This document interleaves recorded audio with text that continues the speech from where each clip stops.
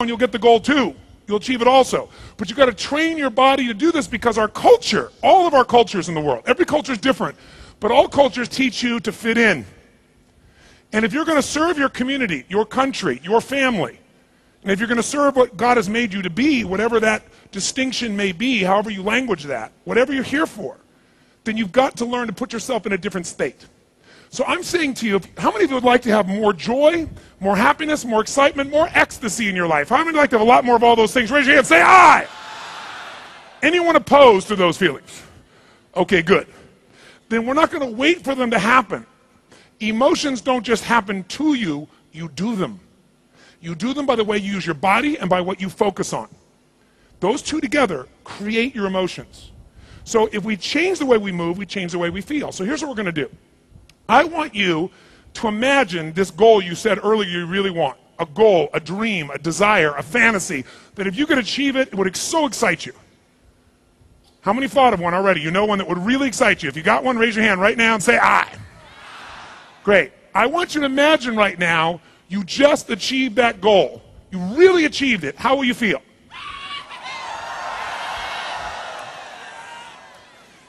And notice how quickly that was over.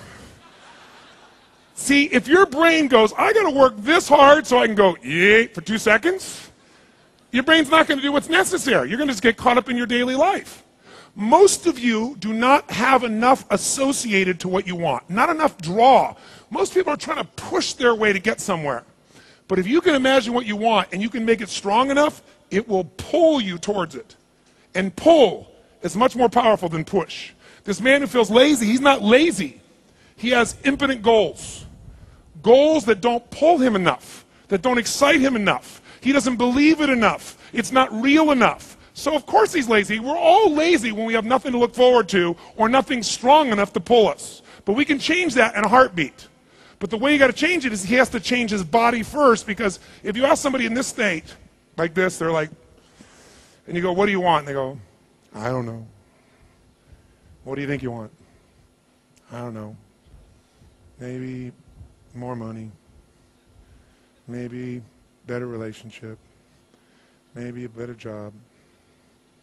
Now, what do you think the chances of this person ever getting any of that is? 0. Because there's no animation. But if you get somebody in a totally peak state and you go, what do you want? They go, I'll tell you what I want. And they're in a very different place. So we want to get in that place. So here's what I want you to do. Shake your body out. And we're going to take this to a whole new level. You go, Tony, what are we going to do? Take off our clothes? No, no, no. Now, here's what we're going to do. But you might want to take off your jacket if you're wearing one so you can use more of your body, not get too hot. Here's what we're going to do. We're going to celebrate for no good reason. Just because we chose to. Here's what I mean. Listen to me now. Most people spend a life where they have very little joy. It's not because joy isn't there. It's because they think life has to be a certain way and then they'll get to feel joy for a moment someday in the future. What I want you to experience is total, unrelenting, playful, crazy, kid-like passion, joy, and celebration. Now here's what's interesting. Most people almost never do this, do they? Very rarely.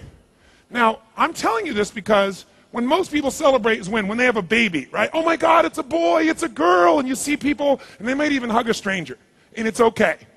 When else do people really celebrate? When they finish school, yeah, I did it. Oh shit, now I have to go to work. When else do they celebrate? Come on, when else? That's right, sports. Right? When a local sports team wins a national championship, show me what happens. Come on, show me with your body. What do people do? Go!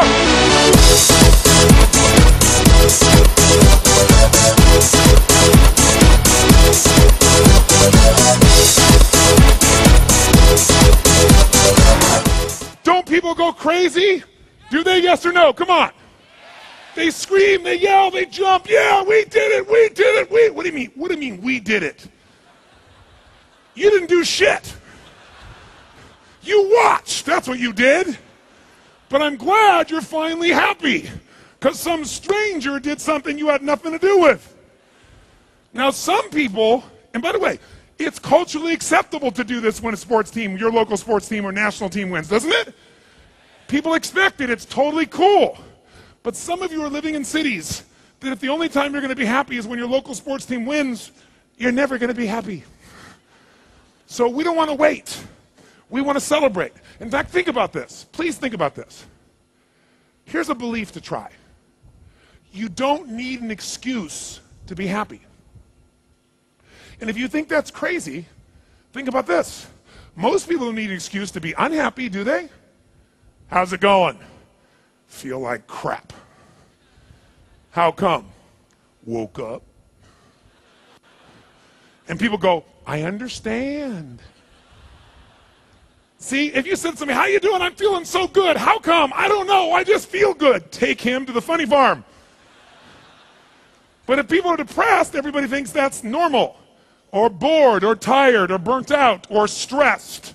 So I'm saying to you, a muscle, how do you build a muscle? If you want to build your bicep, how do you build it? What do you got to do? Come on, what do you got to do? Not just exercise. You can exercise this muscle 100 times with a really light weight and you won't get any more muscle. You have to take a weight that's hard, that's difficult, isn't it true? And you got to push so hard. And when you feel you can't do anything, you got to push more. If I want to build my bicep, maybe I do curls with a weight.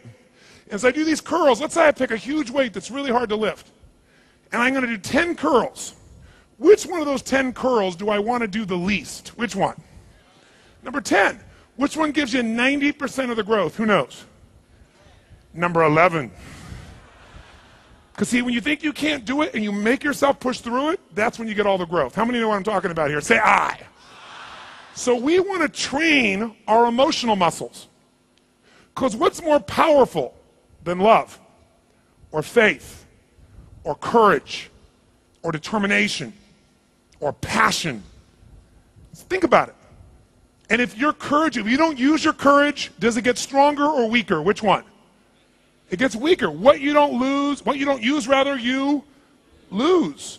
So the more we work it, the more we're going to get. So we're going to work our happiness, our joy, our ecstasy muscles. And here's how we're going to do it. In a moment, we are going to celebrate for no good reason. Just because we're going to train our body to view this way again.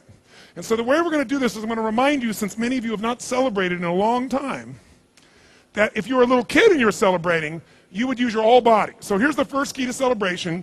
Your feet must come off the ground. None of this, hey, stuff. I know that looks cool and shit, but it won't actually change you. So you got to get your feet off the ground, especially if you're old mentally, especially.